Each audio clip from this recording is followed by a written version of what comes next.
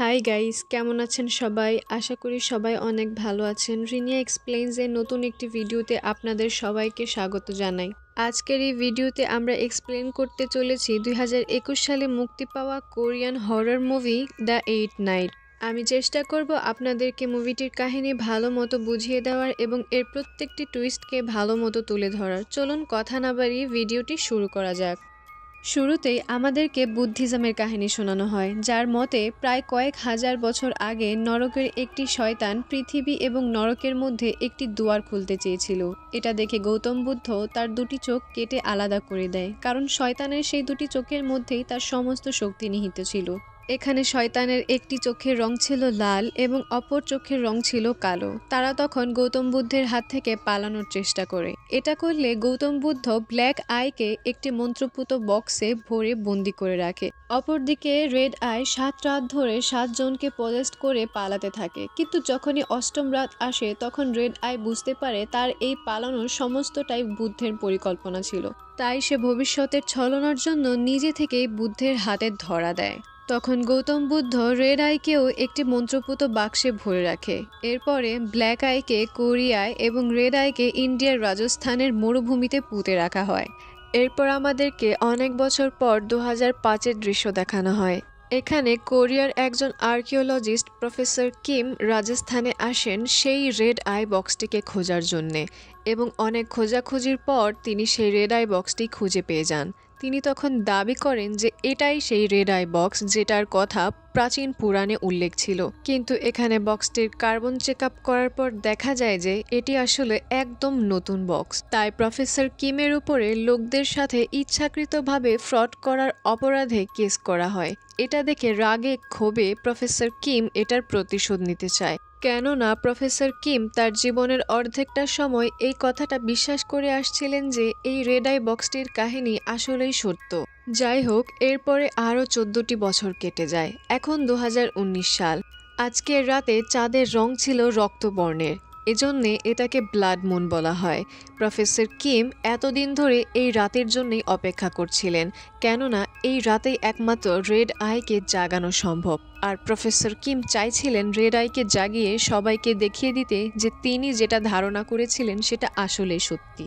এখানে রেড আইকে জাগানোর জন্য 7 জনের রক্ত লাগতো। প্রফেসর কিম এখানে 6 জনের রক্ত আগে থেকেই সংগ্রহ করে রেখেছিলেন। রাতে তিনি সেই বক্সটি খোলার জন্য মন্ত্র পাঠ করতে থাকেন এবং বক্সটি খুললে সেখান থেকে একটি লাল রঙের পাথর বের করেন।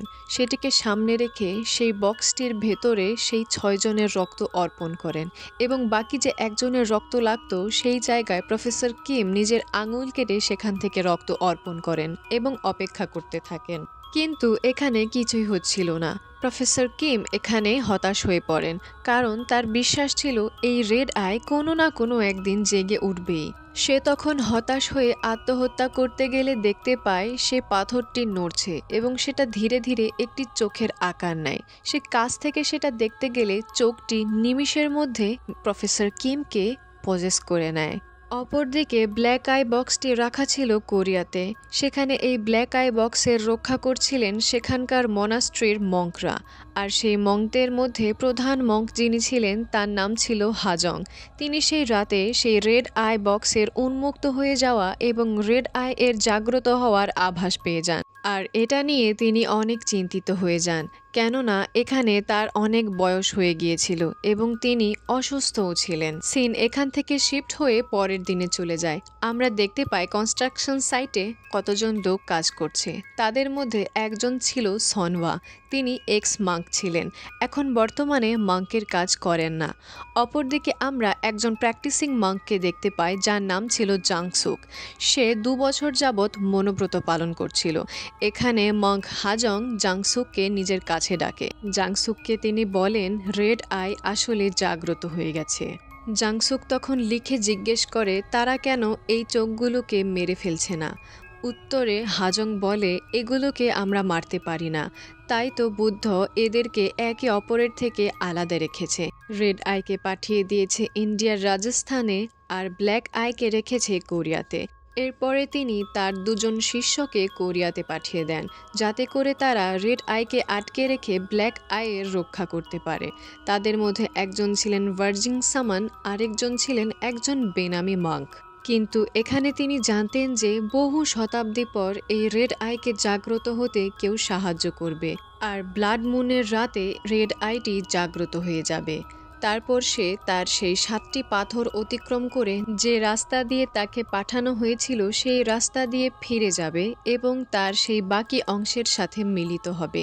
এতে করে সে তার আসল রূপে ফিরে আসবে। এখানে যে 7 জনের সাথে ওই রেড আইয়ের কানেকশন আছে, তাদের মধ্যে যদি যে কোনো একজনকে মেরে ফেলা যায়, তাহলে রেড আইটি কখনো ব্ল্যাক আইয়ের সাথে মিলিত হতে পারবে না। এজন্যে আমাদেরকে রেড আইটিকে 8ম রাতের আগেই আটকাতে হবে। এরপরে আমাদেরকে রাতের দৃশ্য দেখানো হয়। এখানে জঙ্গলে একজন শিকারী খরগোশ শিকার করছিলেন। অন্ধকারের মধ্যে তিনি কাউকে সেখানে দেখতে পান। খেয়াল করে দেখতে গেলে তিনি দেখেন সেখানে কেউ নেই। আমরা তখন দেখি তার কাঁধে কেউ তখন হাত রাখে এবং সিন এখানেই কাট হয়ে যায়। পরের সিনে আমাদেরকে একটি হোটেলের দৃশ্য দেখানো হয়। সেখানে ইয়াংসুক নামের একজন মেয়ে তার বয়ফ্রেন্ডের সাথে গল্প করছিল। সে তাকে জানায়, কয়েকদিন আগে আমি একটি মেডিটেশন ক্যাম্পের সাথে যোগ দিয়েছিলাম, কিন্তু সেই মেডিটেশন ক্যাম্পে আমাকে ফ্রি চেকআপের সাথে সাথে অ্যাটেন্ড করার জন্য টাকা দেওয়া হতো। এখানে সেই মেডিটেশন ক্যাম্পের লিডার হচ্ছেন প্রফেসর কিম, আর তিনি সেই রেড আইকে জাগ্রত করার জন্যে যে লোকদের রক্ত অর্পণ করেছিলেন তাদের মধ্যে একজন ইয়াংসুক নামের সেই মেয়েটিও ছিল। অর্থাৎ এখানে রেড আইয়ের নেক্সট টার্গেট এই ইয়াংসুক নামের মেয়েটি। আমরা দেখতে পাই হোটেলের সামনে ওই শিকারী আসে। সে এখানে পজেসড ছিল। আমরা বুঝতে পারি জঙ্গলে ওই সময় তার কাঁধে আর কেউ নয় বরং প্রফেসর কিম হাত রেখেছিল। লোকটি এখানে ইয়াংসুকের গন্ধ শুকে ইয়াংসুকের রুমে পৌঁছে যায়। অপরদিকে জাংসুকের ঘুম ভেঙে গেলে সে সেখানে হাজংকে দেখতে পায়। হাজং তাকে জানায়, এখনই সঠিক সময়, তুমি কোনো না কোনোভাবে সনওয়াকে খুঁজে বের করো এবং তাকে এই ব্ল্যাক আই বক্সটি দিয়ে বলো যে ওই দৈত্য আবার জেগে উঠতে পারে। পরের দিন সকালে জাংসুক ঘুম থেকে উঠলেই জানতে পারে যে হাজং আসলে মারা গিয়েছে, আর সেখানে ব্ল্যাক আই বক্সটি রাখা ছিল। অপরদিকে কাল রাতের সেই হোটেলকে দেখানো হয়। এখানে পুলিশরা একটি মার্ডারের ব্যাপারে তদন্ত করছিলেন, আর এই কেসের ইনচার্জ ছিলেন ইন্সপেক্টর হু। তিনি তার অ্যাসিস্ট্যান্টকে নিয়ে সেই হোটেল রুমে গেলে দেখতে পায় বাথরুমে সেই মেয়েটির বয়ফ্রেন্ডের লাশ ছিল। আর সিসিটিভি ফুটেজ চেক করে দেখা যায় যে খুনের কিছুক্ষণ আগে একজন অজানা লোক হোটেলে প্রবেশ করে। তার কিছুক্ষণ পরেই ইয়াংসুক নামের সেই মেয়েটি হোটেল থেকে চলে যায়। এখানে হতে পারে ইয়াংসুক তার বয়ফ্রেন্ডকে খুন করে সেখান থেকে পালিয়ে গিয়েছে। কিন্তু অদ্ভুত ব্যাপার হলো, কিছুক্ষণ আগে প্রবেশ করা সেই অদ্ভুত লোকটির পচা দেহ সেই হোটেল রুমে পড়েছিল। এখানে তারা সন্দেহ করে, যদি এই লোকটি এখানে স্বাভাবিকভাবে এসে থাকে তাহলে এক রাতের মধ্যে কিভাবে তার দেহ এতটা পচে যেতে পারে। এরপর রাতে জাংসুক সেখান থেকে ব্ল্যাক আই বক্স এবং যাবতীয় জিনিসপত্র নিয়ে সনওয়াকে খোঁজার উদ্দেশ্যে রওনা দেয়। অপরদিকে আমরা সনওয়াকে দেখতে পাই একটি অন্ধকার রুমে মোমবাতি জ্বালিয়ে সে বসেছিল এবং সেখানে আমরা ফিসফিস করে অনেক লোকের আওয়াজ শুনতে পাই। আসলে সনওয়া অনেকগুলো আত্মাকে বন্দি করে রেখেছিল আর তারা মুক্তির জন্য আর্তনাদ করছিল। পরের দিনে জাংসুক যখন সেই রেলওয়ে স্টেশনে বসেছিল তখন তার ব্যাগ থেকে সেই ব্ল্যাক আই বক্সটি কেউ একজন নিয়ে যায়। জাংসুক সেখানে এদিক ওদিক খুঁজে দেখলে সে কিছুই খুঁজে পায় না। সেখানে সে এক পলকের জন্য একটি মেয়েকে দেখতে পায়। ওদিকে সেই রাতে হোটেল রুম থেকে গায়েব হয়ে যাওয়া ইয়াংসুকের লাশ একটি পার্কের বাথরুম থেকে পাওয়া যায়। এখানে পুলিশরা খুবই কনফিউজ ছিল, কেননা এখানে ইয়াংসুকের লাশও খুবই বাজেভাবে বিকৃত ছিল এবং পচে গিয়েছিল। এখানে ইন্সপেক্টর হু তার অ্যাসিস্ট্যান্টের সাথে আলোচনা করতে থাকে যে কি করা যায়। তখন অ্যাসিস্ট্যান্ট তাকে জানায় যে তার একজন বন্ধু পুলিশ অফিসার ছিল। সে একজন সিরিয়াল রেপিস্টকে ধরার জন্য একটি সাইকিকের সাহায্য নিয়েছিল। এ ব্যাপারে ইন্সপেক্টর হু তার অ্যাসিস্ট্যান্টের উপরে রাগ করে, কেননা তারা এখানে খুনের তদন্ত করছিল, কোনো ভূত ধরছিল না। অপরদিকে আমরা দেখতে পাই জাংসুক অবশেষে সনওয়াকে খুঁজে পায়। সে তার কাছে গিয়ে তাকে লিখে সবকিছু জানায় যে কিভাবে হাজং তাকে এই ব্ল্যাক আই বক্সটি দিয়ে তার কাছে পাঠিয়েছিল এবং আরও জানায় যে রেড আই জাগ্রত হয়ে গেছে। এরপরে রাতের দিকে একজন লোক বাইক নিয়ে টানেলের মধ্যে দিয়ে যাওয়ার সময় সেখানে একজন মেয়েকে দেখতে পায়। লোকটি মেয়েটিকে জিজ্ঞেস করে, আপনি তো প্রফেসর কিমের সেই ক্যাম্পের সাথে ছিলেন, তাই না? লোকটি এখানে লক্ষ্য করে মেয়েটি একটু অদ্ভুত ছিল। আসলে এখানে মেয়েটিকে সেই রেড আই পজেস করে রেখেছিল। রেড আই তখন ওই মেয়ের শরীর থেকে ওই ছেলেটির শরীরে চলে যায়। ছেলেটি তখন একটি ঘরের সামনে যায়, আর সেই ঘরের ভিতরে আমরা সেই স্টেশনে থাকা মেয়েটিকে দেখতে পাই। মেয়েটি সেখানে লোকটিকে বাইরে দেখে কিছু রক্ত দরজার কাছে রেখে দেয়। রক্তের গন্ধ শুকে লোকটি সেখান থেকে দ্রুত চলে যায়। ওদিকে সনওয়া ঘুমালে স্বপ্নে হাজং আসে। হাজং এসে তাকে বলে, আমি জানি তোমার মাথায় অনেক আত্মার বোঝা রয়েছে, তারপরও তোমাকে এটা জানতে হবে যে আসলে রেড আই উন্মুক্ত হয়ে গেছে এবং সে অষ্টম রাতে সেই ভার্জিন শরীরের কবজা করে তার আরেকটি অংশের সাথে মিলিত হয়ে যাবে। এজন্য আমাদেরকে যত দ্রুত সম্ভব সেই ভার্জিন শরীরটিকে খুঁজে বের করে তাকে মেরে ফেলতে হবে। আসলে ওই ভার্জিন মেয়েটি একজন সাইকিক ছিল। তারা তখন ওই ভার্জিন মেয়েটিকে খোঁজার উদ্দেশ্যে রওনা হয়। এখানে সনওয়া লক্ষ্য করে জাংসুকের জুতো অনেক পুরনো হয়ে গিয়েছিল, এজন্য সে জাংসুককে নতুন জুতো দেয়। নতুন জুতো পেয়ে জাংসুক আহ্লাদের চোটে সনওয়াকে থ্যাংক ইউ বলতে গেলে দেখে সে তার মনোব্রত ভেঙে ফেলেছে। অবশেষে অনেক খোঁজাখুঁজির পর তারা সেই ভার্জিন শরীরের ঠিকানা পেয়ে যায়, কিন্তু সেখানে গিয়ে দেখে মহিলাটি সেখানে এখন আর থাকে না, সে সেখান থেকে শিফট হয়ে গিয়েছে। এখান থেকে সিন কাট হয়ে আমাদেরকে টানেলের দৃশ্য দেখানো হয়। এখানে ইন্সপেক্টর হু আরেকটি কেসের তদন্তের জন্য এসেছিল। এখানে একটি মেয়ের লাশ ছিল। মেয়েটি তার বন্ধুর সাথে দেখা করতে গিয়ে আর বাড়িতে ফেরেনি। পরবর্তীতে মেয়েটির পচা গলার দেহ এই টানেলের মধ্যে পাওয়া যায়। অদ্ভুত ব্যাপার হলো এখানে মেয়েটির শরীরও ঠিক ওই শিকারী এবং ইয়াংসুকের শরীরের মতো ছিল। এবং এই তিনটি লাশের মধ্যে একটি কমন ব্যাপার হচ্ছে তাদের প্রত্যেকেরই মাথার মধ্যে একটি অদ্ভুত রকমের আঘাতের চিহ্ন রয়েছে। পরের দৃশ্যে আমরা দেখতে পাই বৃষ্টির মধ্যে সেই মেয়েটির ঘরের সামনে একটি স্কুল গার্ল আসে এবং এখানে আমরা দেখতে পাই সেই মেয়েটির কাছে ব্ল্যাক আই বক্সটি ছিল এবং পেছনে আমরা একটি বৃদ্ধা মহিলাকে দেখতে পাই। এখানে আমরা বুঝতে পারি যে ওই রেড আই আসলে যেই ভার্জিন শরীরের তালাশ করছে সেটি আর কেউ নয় বরং সেই মেয়েটি। পরের দৃশ্যে আমরা সনওয়া আর জাংসুককে রেলওয়ে স্টেশনে দেখতে পাই। এখানে সনওয়ার হাতে একটি রক্তমাখা শার্ট ও একটি চিঠি ছিল। এখানে সনওয়া জানতে পারে যে তার স্ত্রী এবং বাচ্চার মৃত্যুর জন্যে জাংসুকের মা দায়ী। এজন্য রাগে সে জাংসুককে মারার কথা ভাবে, কিন্তু সে জাংসুককে মারতে পারে না। সনওয়া এখানে টিভিতে একটি নিউজ দেখে। এখানে বিগত কয়েকদিন যাবৎ রহস্যজনক কিছু মৃত্যুর কথা বলা হচ্ছিল।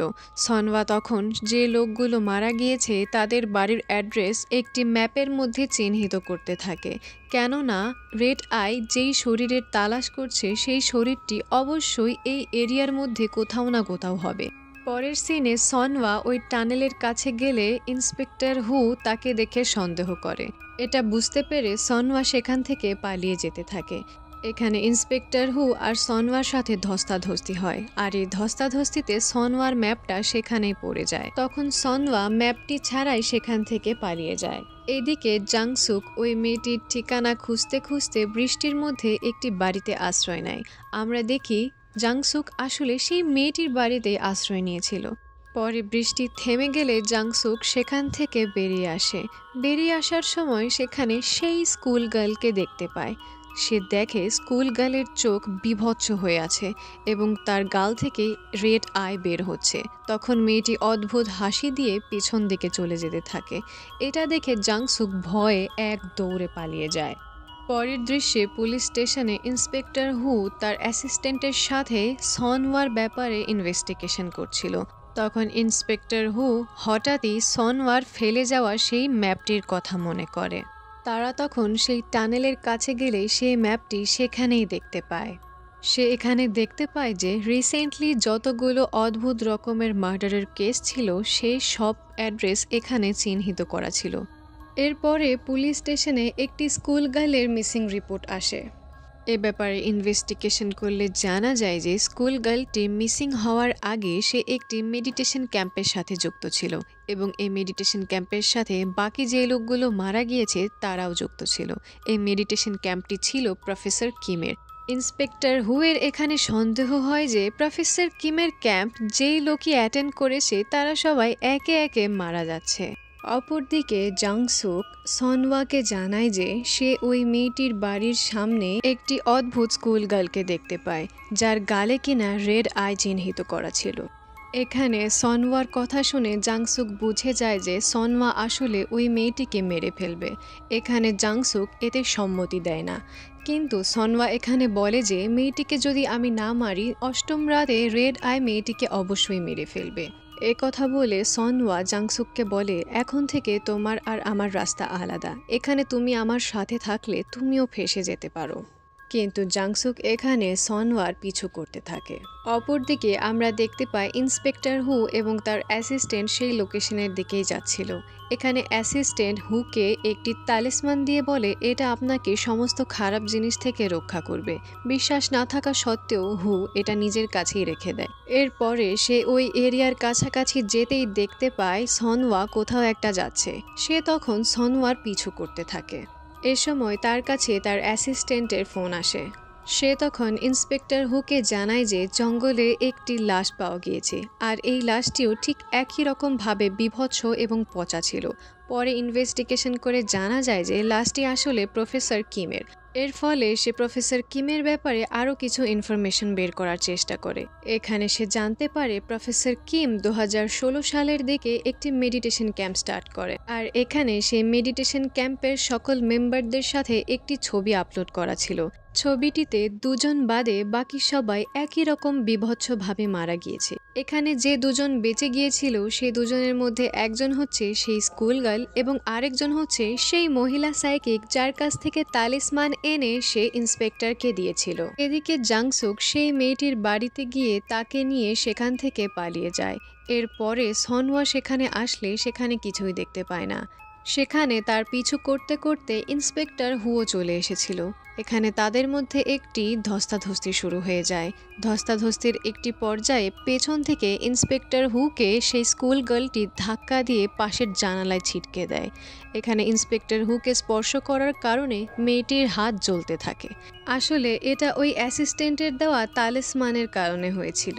মেয়েটি তখন সেখান থেকে চলে যায়। সনওয়া তখন তার হাতে থাকা কুড়ুলটিতে নিজের হাতের রক্ত দিয়ে কিছু একটা লিখে সেই মেয়েটির পিছু করতে থাকে। এদিকে ইন্সপেক্টর হু কল রিসিভ করছে না দেখে তার অ্যাসিস্ট্যান্টও সেই এরিয়ায় চলে আসে। এখানে সে ওই স্কুল গার্লকে দেখতে পায়। মেয়েটি তাকে এসে বলে ওই লোকটি আমাকে মেরে ফেলবে। এখানে অ্যাসিস্ট্যান্ট মনে করে সনওয়া মেয়েটিকে খুন করার চেষ্টা করছিল, সেজন্য অ্যাসিস্ট্যান্ট বন্দুক দেখিয়ে সনওয়াকে নিজের হাতিয়ার নিচে নামাতে বলে। তখন সে লক্ষ্য করে মেয়েটি হঠাৎ তার ঘাড়ে চড়ে বসেছে এবং মেয়েটির গালে আমরা সেই রেড আই দেখতে পাই। আর রেড আই তখন অ্যাসিস্ট্যান্টকে পজেস করে ফেলে। সনওয়া তখন সেই কুড়ুল দিয়ে তার উপরে আক্রমণ করতে যায়, কিন্তু এখানে উল্টো সেই সনওয়ার উপরে আক্রমণ করে দেয়। সনওয়া কোনো মতে তখন সেখান থেকে সেই অষ্টম শরীরকে খোঁজার জন্যে পালিয়ে যায়। এর পরের সিনে আমরা জাংসুক আর ওই মেয়েটিকে দেখতে পাই। তারা মনাস্ট্রির উদ্দেশ্যে রওনা হচ্ছিল। ব্যাপারটা রেড আই বুঝতে পেরেই তাদের আগে মনাস্ট্রিতে গিয়ে উপস্থিত হয়। আমরা দেখতে পাই সনওয়াও সেখানে সেই মনাস্ট্রির উদ্দেশ্যে যাচ্ছিল। এখানে জঙ্গলে যেতে যেতে জাংসুক আর ওই মেয়েটি একটি ঘরে আশ্রয় নেয়। সেখানে ওই মেয়েটি জানায় আমার নাম হচ্ছে ওইরান। তখন সেখানে আচমকা সনওয়া ঢুকে পড়ে এবং সনওয়া তখন জাংসুককে জিজ্ঞেস করে তুমি এখানে একা একা কি করছো। এ কথা শুনে জাংসুক পিছনের দিকে তাকালে দেখতে পায় ওইরান নামের সেই মেয়েটি সেখানে নেই আর ব্ল্যাক আই বক্সটি সেখানেই রাখা ছিল। এখানে আমাদেরকে একটি বড় সড়ো টুইস্ট দেখানো হয়। ওইরান আসলে অনেক আগেই মারা গিয়েছিল আর রেড আই এতদিন ধরে যার তালাশ করছিল অর্থাৎ সেই ফিমেল সাইকিক একটি বৃদ্ধ মহিলা ছিলেন। প্রফেসর কিম ওইরানকে ছোটবেলা থেকেই ভালো মতো আদর যত্নে লালন পালন করছিলেন। ওইরান যখন বড় হয় তখন সে জানতে পারে যে প্রফেসর কিম আসলে তাকে রেড আইয়ের বলি হিসেবে ব্যবহার করছিলেন, কেননা এখানে এমন একটি আত্মার প্রয়োজন ছিল যেটা একদম সম্পূর্ণরূপে পবিত্র হবে। তো এখানে প্রফেসর কিমের স্বার্থের জন্য ওইরান নিজের জান হারিয়ে ফেলে। এরপরে ওইরান সেই বৃদ্ধ মহিলাটিকে এই বাড়িতে নিয়ে আসে এটা বলে যে এই বাড়িতে থাকলে মহিলাটি বেঁচে যাবে। মহিলাটি তখন ওই পুলিশ অফিসারটিকে জানায়, আপনার অ্যাসিস্ট্যান্ট আর আমার কুণ্ডলী একদম মিলে গেছে, এজন্যে রেড আই এখন আপনার অ্যাসিস্ট্যান্টকে পজেস করে সেই জঙ্গলের দিকে যাচ্ছে। পুলিশ অফিসার হো তখন সেই জঙ্গলের উদ্দেশ্যে রওনা দেয়। এদিকে সনওয়া আর জাংসুক সেই রেড আইকে আটকানোর জন্য জঙ্গলে ফাঁদ পেতে রাখে, আর সে জাংসুকের শরীরে একটি তালিসমান স্থাপন করে দেয় যাতে করে শয়তান তাকে কাবু করতে না পারে। এখানে সনওয়া জানায়, আমি ওই রেড আইয়ের শেষ শিকার হব এবং যখনই সেই রেড আই আমার শরীরে প্রবেশ করবে তুমি কোনো দ্বিধাদ্বন্দ্ব ছাড়াই এই কুরুল দিয়ে আমাকে মেরে ফেলবে। রাত হলে সেখানে শয়তান চলে আসে। এখানে আমরা জানতে পারি যে রেড আই আসলে এমন একজন ব্যক্তিকে খুঁজছিল যে কিনা ওই ব্ল্যাক আই বক্সের রক্ষক, অর্থাৎ যে ওই ব্ল্যাক আই বক্সটিকে রক্ষা করছিল তার কাছে একমাত্র ব্ল্যাক আই বক্সটিকে খোলার চাবি রয়েছে। আর যেহেতু হাজং এখানে আর জীবিত নেই, তো এখানে সনওয়াই হচ্ছে এখন বর্তমানে ব্ল্যাক আই বক্সের রক্ষক। কিন্তু এখানে একটি ব্যাপার রয়েছে, যেহেতু সনওয়া এক্স মাঙ্ক, অর্থাৎ সে এই কাজ ছেড়ে দিয়ে দূরে গিয়ে বসবাস করছিল, সেজন্যে সে এই ব্ল্যাক আই বক্সটিকে খুলতে পারবে না। তাই এখানে রেড আইয়ের নেক্সট টার্গেট আর কেউ নয় বরং জাংসুক ছিল। রেড আই সনওয়ার হাতে একটি পিস্তল দিয়ে তাকে নিজেকে খুন করে ফেলতে বলে, কারণ এখানে তার কোনো প্রয়োজন ছিল না। তখন সেখানে জাংসুকের কাছে ওইরানের আত্মা আসে এবং রেড আই ওইরানকে আদেশ দেয় জাংসুকের শরীর থেকে তালিসমান সরিয়ে দিতে। আমরা দেখতে পাই ওইরানের এখানে পা বাঁধা ছিল, অর্থাৎ সে এখানে রেড আইয়ের আদেশ মানতে বাধ্য ছিল। তালিসমানটি সরিয়ে দিলে তখন রেড আই জাংসুকের শরীরকে কবজা করার জন্য এগিয়ে যেতে থাকে, কিন্তু এখানে সনওয়া সেই রেড আইয়ের পা ধরে রাখে এবং জাংসুককে বলে তুমি এখান থেকে পালিয়ে যাও। এটা শুনে জাংসুক ব্ল্যাক আই বক্সটিকে নিয়ে সেখান থেকে পালাতে থাকে। জঙ্গলের একটা পর্যায়ে গিয়ে রেড আই প্রায় জাংসুককে ধরে ফেলবে, এমন সময়ে পিছন থেকে তার পায়ে কেউ একজন গুলি করে। আমরা দেখতে পাই এটা হচ্ছে সনওয়া। সনওয়া তখন তাকে অ্যাটাক করতে গেলে কেউ একজন এসে সনওয়ার কোমরে গুলি করে। আমরা দেখি এটা হচ্ছে ইন্সপেক্টর হু। আসলে সে মনে করছিল সনওয়া হয়তোবা তার অ্যাসিস্ট্যান্টকে আক্রমণ করতে চাইছে, এজন্যে সে সনওয়াকে গুলি করে দেয়। এরপরে সে তার অ্যাসিস্ট্যান্টের কাছে গিয়ে দেখতে পায় তার দেহ অদ্ভুতভাবে পচে যাচ্ছে। এখানে আমরা বুঝতে পারি যে রেড আই অলরেডি জাংসুককে পজেস করে নিয়েছে। এখানে পজেসড জাংসুক ইন্সপেক্টর হুকে মেরে ফেলে। সনওয়া এখানে রেড আইকে রিকোয়েস্ট করে জাংসুককে যেন সে না মারে, কারণ জাংসুকের বয়স খুবই কম ছিল। এখানে রেড আই সনওয়াকে বলে তুমি কি ভুলে গেছো এর মায়ের কারণে তোমার বউ বাচ্চা মারা গিয়েছে, এর উপরে তুমি কেন দয়া করছো, একে তুমি মেরে ফেলো। সনওয়া তখন জাংসুককে গলা টিপে মারতে যায়, কিন্তু জাংসুকের সেই নিষ্পাপ চেহারা তার চোখের সামনে ভাসতে থাকে। সে জাংসুককে মারতে পারে না। পজেসড জাংসুক তখন সেই ব্ল্যাক বক্সটিকে খুলে ফেলে এবং আমরা দেখি আকাশে নরকের দুয়ার খুলতে শুরু করেছে। এমন সময় সনওয়া সেই রেড আইটিকে নিজের শরীরে বন্দি করার জন্য আহ্বান করে এবং ইশারায় জাংসুককে বলে তাকে ওই কুরুল দিয়ে কপালে আঘাত করে মেরে ফেলতে। এখানে অনিচ্ছা থাকা সত্ত্বেও জাংসুক সেই কুরুল দিয়ে সেইখানেই সনওয়াকে মেরে ফেলে। এর ফলে রেড আই ব্ল্যাক আইয়ের সাথে মিলিত হতে পারে না, আর আকাশে নরকের দুয়ার বন্ধ হয়ে যায়। এর অনেক দিন পরে আমাদেরকে পুনরায় ইন্ডিয়ার সেই রাজস্থানের দৃশ্য দেখানো হয়। এখানে জাংসুক সেই রেড আই বক্সটিকে আবার সেই রেগিস্তানের মরুভূমিতে দাফন করতে এসেছিল। বক্সটিকে সেখানে দাফন করার পরে সেখানে আমরা দেখতে পাই ওইরানের আত্মা সেখানে দাঁড়িয়ে আছে, আর তার পায়ে থেকে শিকলগুলো খুলে যাচ্ছে। এখানেই মুভিটি শেষ হয়ে যায়। মুভিটি আপনাদের কাছে কেমন লাগলো কমেন্টে জানাতে ভুলবেন না। আর মুভিটি যদি ভালো লেগে থাকে তাহলে অবশ্যই ভিডিওটিতে লাইক দিয়ে আমাদের চ্যানেলটিকে সাবস্ক্রাইব করে আমাদের পাশেই থাকবেন। দেখা হচ্ছে অন্য কোনো ভিডিওতে, ততক্ষণ পর্যন্ত সুস্থ থাকবেন। আল্লাহ হাফেজ।